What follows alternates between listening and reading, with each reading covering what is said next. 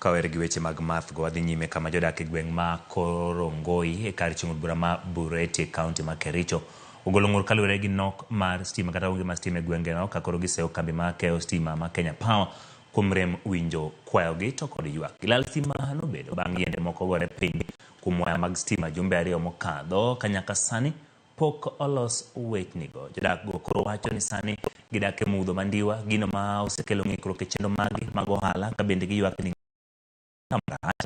kare ni stima pod nitiere wei koro lwar piny.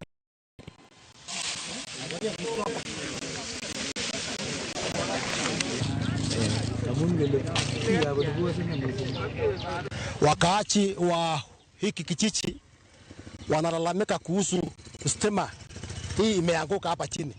For the last 2 weeks watu wanalia 250 watu wa complain kwa viongozi ambao tulichagua kama area MP, area MCA, governor, majority leader wetu governor, hatujapata majibu tangu siku hiyo. Kuna watoto wa shule siku hiyo hawafanya assignment.